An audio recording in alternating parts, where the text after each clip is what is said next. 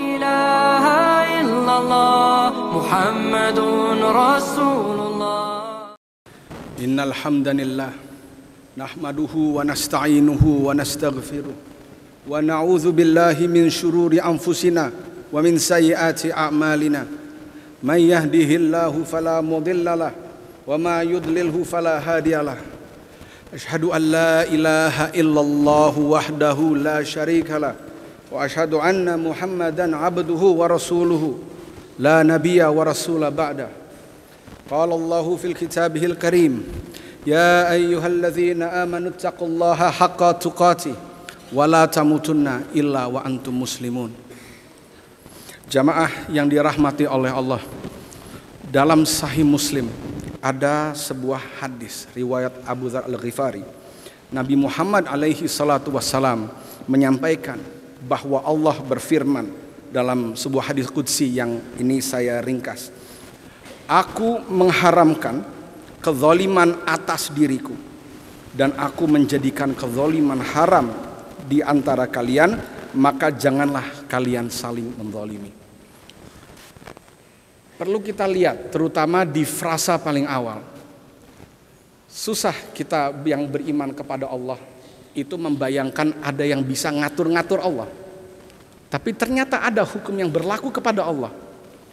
Ya Allah sendiri yang mengharamkan kepada dirinya sendiri. Dan apa yang diharamkan oleh Allah kepada dirinya sendiri itu adalah kezaliman. Allah Rabb semesta alam, penguasa semesta alam, pencipta, penguasa hari ini, dunia, hari akhir, dengan segenap kekuasaannya itu haram untuk berlaku zalim. Ya, apalagi itu pemimpin semuanya, apalagi cuma pemimpin-pemimpin kecil yang kuasanya terbatas, yang ngelunjaknya minta ampun. Ya, apalagi cuma untuk yang kecil-kecil seperti kita. Turah-turah banyak sekali dalil-dalil dari Al-Quran dan Sunnah yang memerintahkan kita untuk berbuat adil, ataupun yang secara khusus diarahkan kepada pemimpin, keutamaan pemimpin yang adil dan ancaman-ancaman bagi pemimpin-pemimpin yang zalim. Enggak kurang. Tapi ada satu yang dari sekian hadis itu dan ayat, ada satu hadis yang ingin saya jadikan pintu refleksi untuk kita. Ada sebuah riwayat hadis yang terdapat di dalam musnadnya Imam Ahmad, Sunan An-Nasai dan Sunan At-Tirmidzi dan lain-lain. Hadis ini riwayatnya Ka'ab ibn Ujrah radhiyallahu anhu. Ini saya potong, beliau meriwayatkan bahwa Nabi Muhammad sallallahu alaihi wasallam berkata, akan ada pemimpin, barang siapa yang mendatangi mereka dan mempercayai kebohongan mereka dan membantu mereka di dalam kezaliman mereka, maka dia tidak termasuk di dalam golonganku, aku bukan bagian dari mereka, dan mereka tidak akan sampai ke telagaku di surga. Hadis ini sahih gharib menurut At-Tirmidzi. Lalu Al-Munziri Al-Ishbili mengatakan sahih, dan juga yang pengen saya soroti, Imam Ahmad bin Hanbal rahimahullah pun mengatakan hadis ini sahih. Nah, di sini ada satu aktor yang muncul. Jadi dia bukan bicara tentang pemimpin yang zalim saja, tapi ada yang membantu pemimpin yang zalim. Gitu. Ketika zamannya Imam Ahmad itu juga menyuarakan penentangannya terhadap kezaliman pemerintah. Dulu itu adalah isu aliran Mu'tazilah di zamannya dinasti Abbasiyah. Imam Ahmad pun dipenjara dan mengalami penyiksaan. Nah, ada sipirnya tanya kepada Imam Ahmad, gitu. Sipirnya tanya, hadis-hadis yang bicara tentang pembantunya orang-orang zalim ini, itu sahih nggak hadis-hadis itu? Jawab Imam Ahmad, ya semuanya sahih, katanya Imam Ahmad. Tapi kemudian si sipir ini kemudian jadi bertanya, dia tanya lagi, ada follow up-nya, ya. Ini sipir zaman itu pun ternyata punya sikap kritis yang luar biasa, gitu. Beliau tanya, terus hadis pembantu orang zalim ini berlaku nggak untuk saya? Tanyanya. Imam Ahmad menjawab tidak. Dia bilang nggak berlaku. Ya, kenapa? Tapi si sipir mau seneng ya susah, karena lanjutannya ngeri. Kata Imam Ahmad, yang pembantu si zalim itu adalah yang nyiapin masakan kamu, yang nyiapin baju kamu, yang ngelayanin kamu. Kamu tuh si zalimnya itu. Jangan pikir pembantunya zalim, kamu tuh yang zalim. Begitu. Ini yang kadang perlu kita pikirkan. Kisah ini ada dalam kitab Manaqib Imam Ahmad karya Imam Ibnul Jauzi.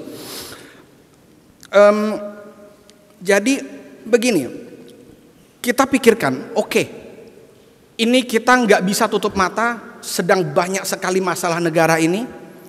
Masalahnya lama ya. Kita jujur, masalah ini udah kayak dari sebelum merdeka aja kita masalah udah banyak. Dan apa mungkin jangan-jangan dalam belakangan ini stadiumnya tuh makin kritis. Mungkin. Tapi kita jangan lupa segala kezoliman yang tidak perlu saya jelaskan lah di sini. Ya, segala kezoliman apa yang terjadi ini harus kita sadari ini adalah puncak gunung es. Gitu. Ini adalah puncak gunung es. Kenapa? Karena yang namanya seorang pemimpin yang zolim tidak mungkin zolimnya tuh sendirian.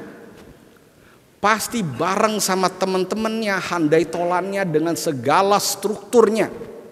Itu pasti begitu. Kita gak bisa lupa ya bahwa aktor-aktor yang menjalani fungsi-fungsi pemerintahan itu tidak cuma orang-orang yang di puncak-puncak sana yang namanya kita kenal, tapi berbagai lapisan elemen pemerintahan atau unsur-unsur masyarakat juga, unsur-unsur privat yang berinteraksi juga baik dengan pemerintahan dan dengan akar rumput, sehingga berjalanlah fungsi pemerintahan. Karena ini penting, karena kita ada di Universitas Gadjah Mada, salah satu universitas negeri yang merupakan salah satu perpanjangan tangan fungsi pemerintah yang kita kritik sebagai zalim itu. Kita nih termasuk di dalam sistem pelaksanaan fungsinya di bidang pendidikan. Ya, nah, karena itu ada di kita yang berperan dengan beraneka ragam cara.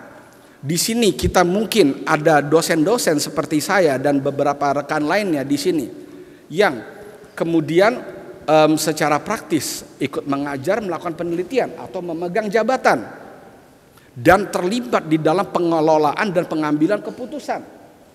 Ada mahasiswa-mahasiswa di sini yang menimba ilmu dan insya Allah akan kemudian lulus, amin, lulus dan entah terlibat di dalam roda pemerintahan itu juga, atau kemudian di sektor privat pun, di sektor non negara pun akan menjadi aktor-aktor penting dalam penjalanan fungsi-fungsi di akar rumput yang berinteraksi dengan pemerintah, sehingga berjalanlah fungsi negara itu. Jadi kalau kita berbicara tentang struktur yang zalim, kalau kita lihat satu gunung esnya sampai ke akar-akarnya, jangan-jangan itu kita bagian dari situ juga. Jangan-jangan kita bagian dari situ juga. Maka kita harus merenungkan firman Allah dalam surah As-Saff ayat 2. Ya ayyuhalladzina amanu lima taquluna ma la taf'alun. Wahai orang-orang yang beriman, kenapakah kamu mengatakan sesuatu yang tidak kamu kerjakan? Saya tidak mau menginvalidasi kritik-kritik yang dilancarkan oleh berbagai elemen masyarakat dalam beberapa hari ini, baik di media sosial, baik di jalan-jalan, jalur akademis, non akademis. Bukan itu tujuan saya untuk menginvalidasi mereka. Tapi kita tanya sama diri kita masing-masing. Tahun lalu, saya nggak tahu kenapa, 2 kali terakhir saya diundang khotbah itu selalu di iklim yang seperti ini gitu, habis demo, gitu. Nggak tahu, padahal yang ngundang lain, gitu. Belum ada seminggu setelah bangga-bangganya kita mahasiswa turun ke jalan, tiba-tiba puluhan mahasiswa termasuk yang ikut itu curangin presensi fingerprint, gitu. Dan ini cuma satu contoh, banyak yang lain. Masih banyak mahasiswa yang kemudian berbohong dalam mengerjakan tugas, ya, plagiat karya orang, terus ditempel ganti namanya sendiri, joki tugas, dosennya sendiri. Masih banyak, adakah kita di sini yang kalau kita nulis paper, nyuruh mahasiswa yang nulis, maksa nyuruh nama kita masuk, tapi kitanya nggak ikutan kerja demi naik pangkat, memanipulasi anggaran kegiatan, memanipulasi anggaran entah penelitian atau kegiatan-kegiatan kampus sehingga memenuhi pelaporan padahal pelaksanaannya wallahu alam bisawab. Saya maklum kadang-kadang sistem pelaporan ini memang agak susah ya. Pos-pos anggaran itu mengelola SBU dan lain itu agak bingung memang kadang-kadang. Tapi kalau sistemnya sampai kalau nggak dimainin nggak jalan, ada yang salah nggak sih dengan sistem nih? Ada yang salah nggak sih? Kemudian memain-mainkan syarat-syarat administrasi untuk keperluan kenaikan pangkat dan lain sebagainya. Kezoliman itu jangan-jangan tuh dari kita sendiri, kerja kelompok juga, baik itu dosen dalam tim, mahasiswa dalam tim mahasiswa dosen dan lain sebagainya. Ada yang free rider, gak mau ikutan kerja, mau ikutan dapat nilai, begitu. Atau praktek-praktek penulisan manipulasi data penelitian, yang penting jurnalnya terbit, pura-puranya mau lewat review padahal kong kali kong dengan pengelola jurnalnya. Ada yang tersinggung? Atau rasa salah? Atau jangan-jangan kita sama diri sendiri aja udah nyari-nyari justifikasi? Padahal kalau kita nyari-nyari justifikasi itu sama siapa? Diri sendiri sama Allah, gitu. Makanya saya sering berpikir gitu. Dan ini kritik bukan cuma kepada jamaah, ini saya sendiri, karena saya pun di iklim ini. Saya pun bagian dari sivitas ini. Jangan-jangan yang kita protes-protes terhadap beraneka masalah ini, jangan-jangan kita tuh bukannya tidak menyukai kezoliman. Jangan-jangan kita tuh bukannya nggak suka kemungkaran. Jangan-jangan kita tuh cuma nggak suka jadi korban aja. Tapi kalau kita menikmati hasilnya dari kezoliman atau kemungkaran itu, diam, santai, aman. Apa kayak gitu? Ya, apa seperti itu kita jangan-jangan? Nah ini pertanyaan, ya memang saya yang tanya, tapi jawabnya jangan ke saya. Kita jawab ke diri kita sendiri dan kepada Allah, gitu. Ya, kita nggak sempurna, ya. Makanya ketika kita berbicara tentang merubah kezaliman, ya tanpa menginvalidasi kritik, penting. Tapi nggak bisa kita munafik kalau kita nggak mulai dari diri sendiri juga di saat yang sama. Nggak harus jadi orang sempurna untuk mengkritik ya. Nggak ada yang bisa mengkritik nanti. Tapi jangan lupa konsisten. Ya, kalau kata Sal Priadi, kita usahakan rumah itu. Mengusahakan rumah itu bahan bakunya banyak, pasir, kayu, paku, besi dan lain sebagainya. Banyak ukuran-ukuran yang perlu dilakukan, teknik-teknik untuk menyusun pertimbangan tata lokasi, perabot, banyak yang harus dipikir. Dan usahanya sekarang, hasilnya insya Allah nanti. Tapi kalau zolimnya sudah dari hari ini, dari pasirnya udah mulai dikorupsi, ukuran-ukurannya nggak yakin tapi ya kopas sebelah aja, gitu, plagiat, padahal rumahnya lain. Gitu. Kalau kita dari hal-hal yang kecil-kecil ini saja sudah zalim, nanti mau jadi rumah seperti apa nanti? Jadi buruknya, tidak nyamannya, gelapnya, dan rapuhnya dan bahayanya rumah yang nanti kita bangun itu adalah hasil kezaliman kita hari ini. Hari ini. Nah, kita memang jauh dari sempurna sekali lagi. Tapi ya satu-satu kita benahi. Satu-satu kita benahi PR-PR ini. Dan mulainya satu. Mulainya dari satu hal. Ngaku dulu sama diri sendiri.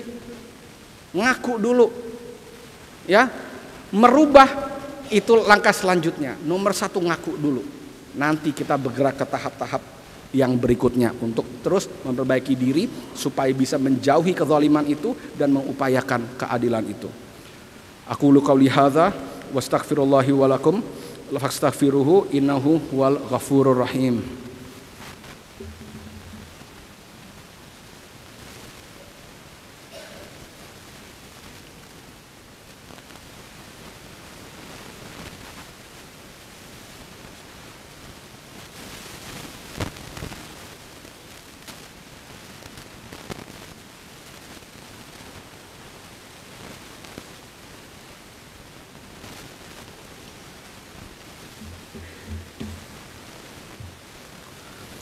Alhamdulillahi kafa wa usalli wa usallimu ala Muhammadil Mustafa wa ala alihi wa ashabihi ahlil wafa.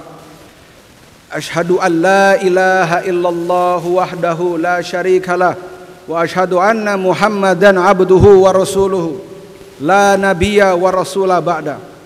Qala Allahu fil kitabihil karim يا أيها الذين آمنوا اتقوا الله حق تقاته ولا تموتن إلا وأنتم مسلمون وقال الله الرحمن في سورة الرحمن والسماء رفعها ووضع الميزان ألا تطغوا في الميزان وأقيموا الوزن بالقسط ولا تخسروا الميزان.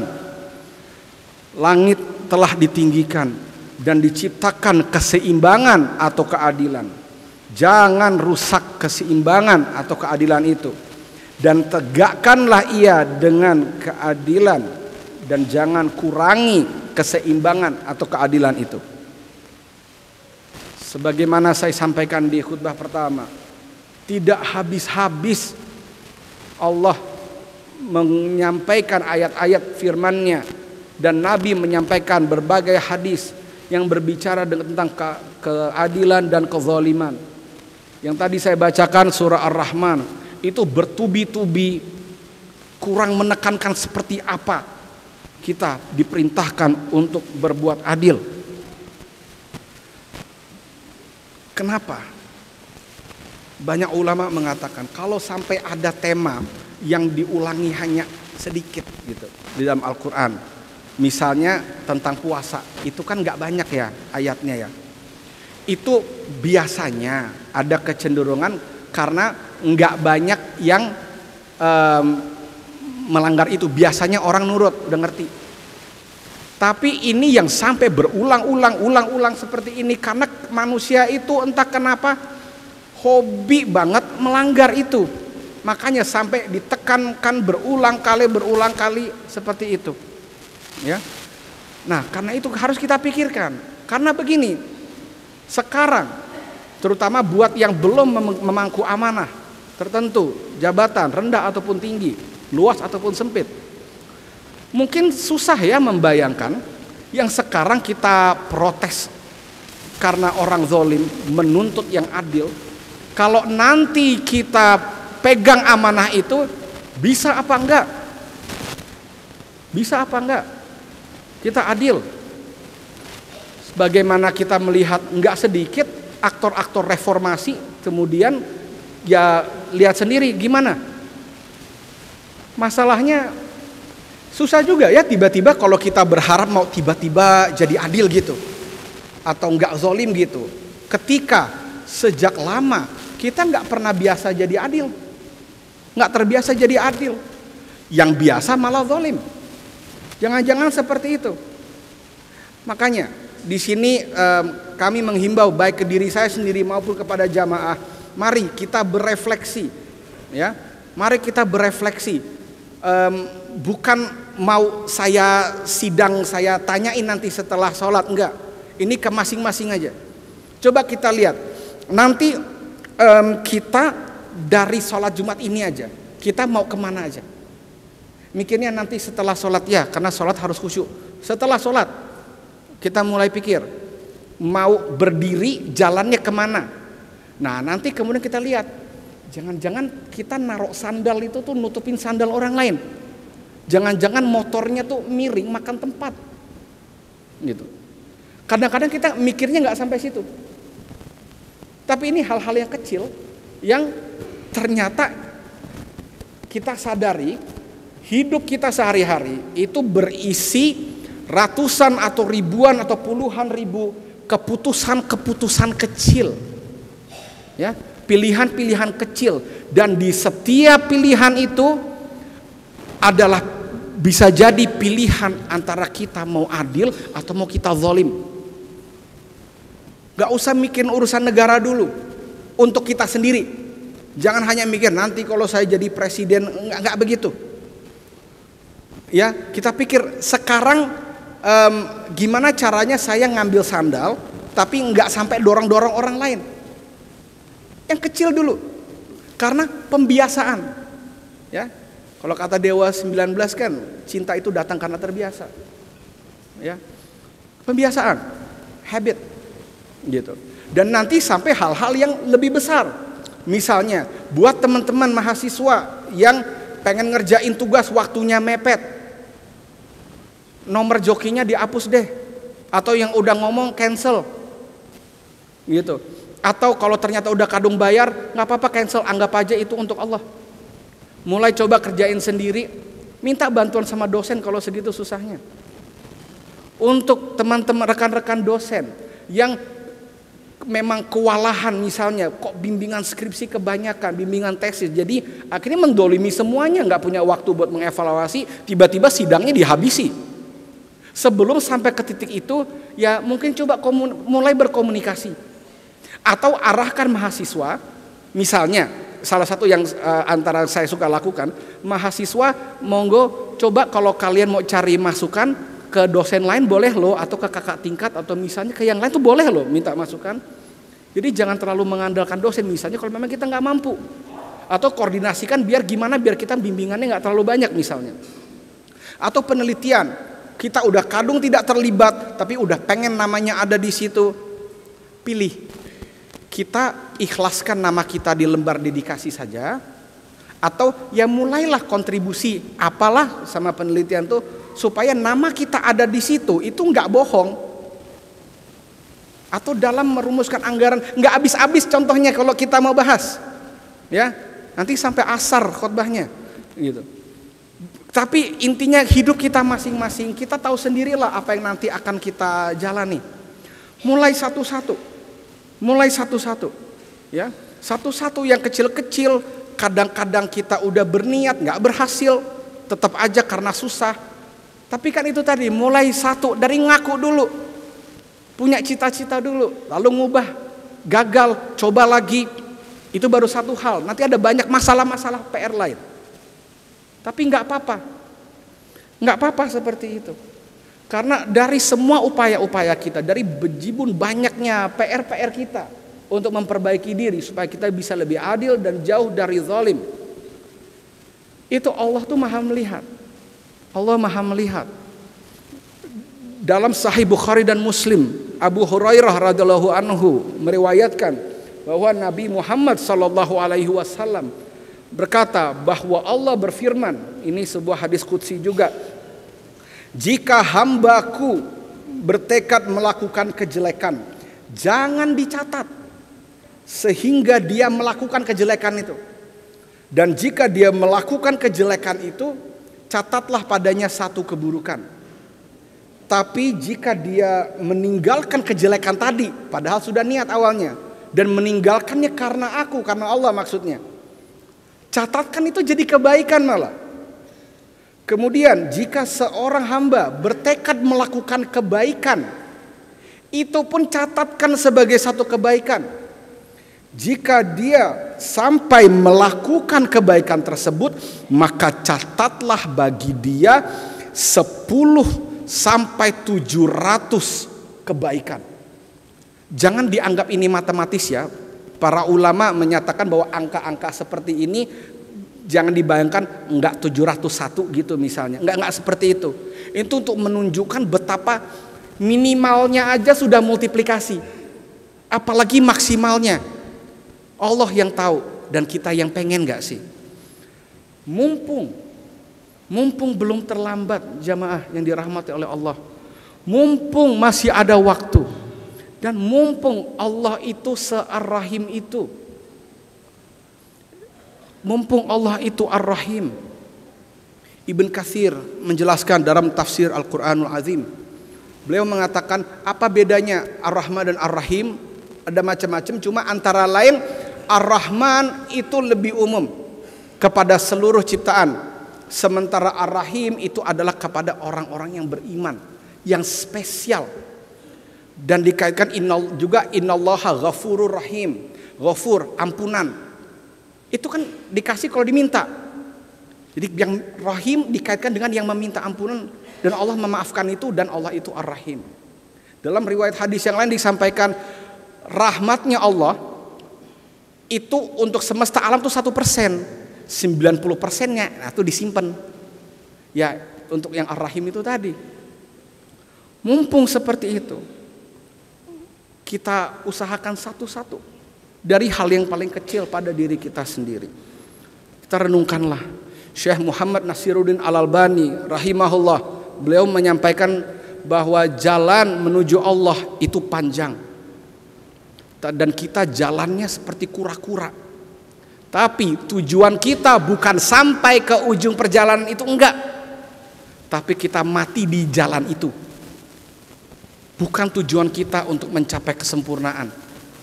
Tapi minimal ketika Allah datang panggil kita nanti, kita bisa bilang di yaumiddin yang kita baca ayatnya di Al-Fatihah minimal 17 kali sehari. Di hari itu kita bisa bilang sama Allah, yang ngomong bukan mulut tapi amal kita. Kita bisa bilang, ya Allah saya udah usaha, saya matinya di jalan itu. Innallaha ghafurur rahim, innahu kana tawwaba. Mari kita berdoa untuk para pemimpin. Kita doa, jangan cuma yang jelek-jelek ya. Kita doakan kebaikan. Begitu. Dan ketika kita bicara pemimpin itu semua, dari pemimpin paling atas, tengah, bawah, dari pemerintah yang paling kecil maupun pemimpin atas diri kita masing-masing, itu diri kita pemimpinnya. Dan pemimpin-pemimpin atas cakupan amanah yang manapun itu. Baik diri sendiri, orang di samping kita, orang yang kita kenal, kita doakan kebaikan. Sedang ramai orang mengatakan Indonesia gelap. Oke, tapi kita jangan cuma berhenti pada mengutuk kegelapan. Ayo kita mulai membawa penerangan satu demi satu dari diri kita sendiri. Allahumma ighfir lil muslimina wal muslimat wal mu'minin wal mu'minat al ahya'i minhum wal amwat innaka sami'un qaribun mujibud da'wat. Allahumma a'izzal islam wal muslimin, Allahumma ansur muslimin al mujahidin fil Filistin, Allahumma ansur al muslimin fil Khurasan wal alam al arabi wal Afrika wal Malaysia wal Shishan wal Ardak fi kulli makan. Allahumma ansur muslimin fil Indonesia fi kulli makan fi kulli zaman. Allahumma arinal haqqa haqqa warzuqna tiba'ah wa arinal batila batila warzuqna ijtinabah.